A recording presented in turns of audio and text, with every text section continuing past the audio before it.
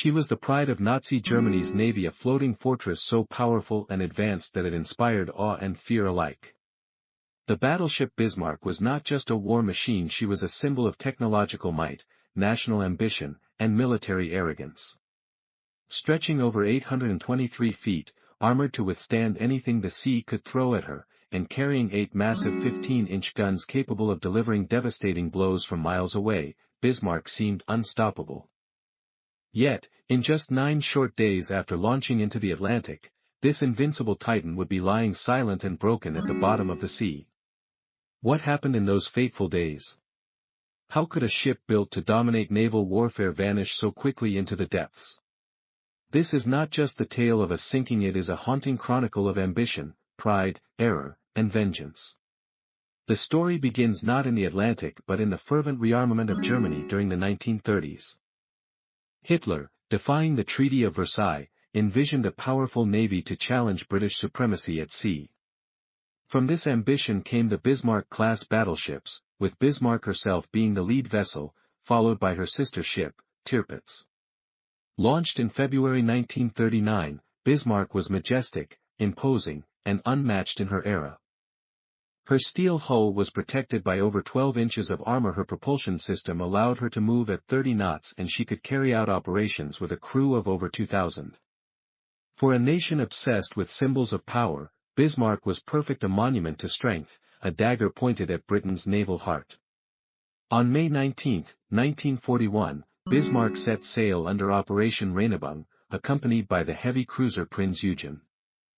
Their mission was audacious: break into the Atlantic, disrupt Allied supply lines, and bring Britain to its knees through naval starvation. Bismarck's breakout into the Atlantic was bold and calculated. Yet even in her early voyage, the pressure was immense. The Royal Navy was alert and tracking, and British aircraft had already spotted the German warships. On May 24, near the icy waters of the Denmark Strait, destiny struck. In one of the most dramatic naval battles of World War II, the Bismarck engaged HMS Hood and HMS Prince of Wales. What followed was history-making. Within minutes, a shell from Bismarck penetrated Hood's rear magazine. In a blinding explosion, the Hood, pride of the British fleet, was obliterated. Only 3 of her 1,418 crew survived. The world was stunned. Hitler was euphoric. The Royal Navy was enraged.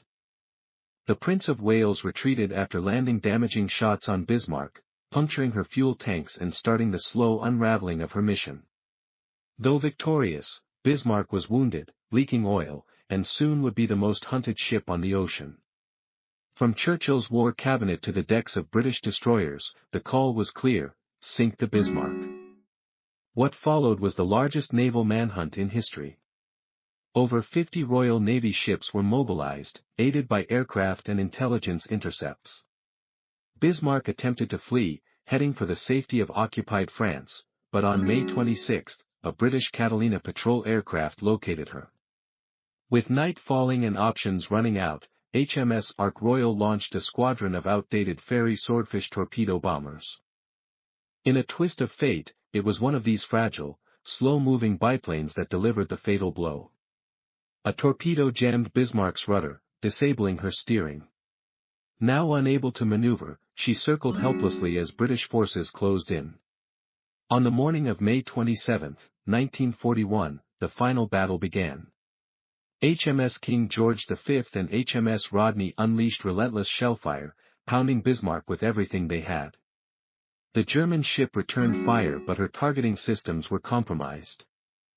Her guns were silenced one by one. At close range, British shells shredded her bridge, her superstructure, her soul.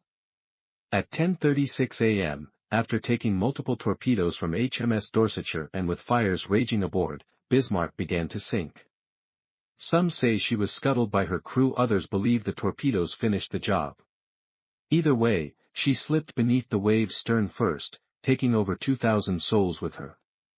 Only 114 survived. Hitler was devastated. The ship that had brought him joy just days before now lay broken on the Atlantic floor. For decades, Bismarck's wreck remained lost. Myths and theories swirled: did the British sink her? Did her crew? Was it both?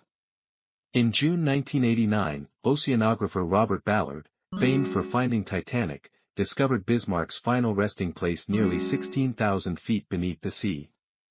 The footage was haunting. Her hull was scarred but largely intact. Her bow was snapped off. The damage suggested both external torpedo strikes and internal explosions likely scuttling charges. The debate continues to this day. What is beyond question is her place in naval history. In less than 2 weeks at sea, she sank one of Britain's greatest warships, terrified the Royal Navy, and became a legend. Today, model kits of the Bismarck sell across the world from North America to Sri Lanka.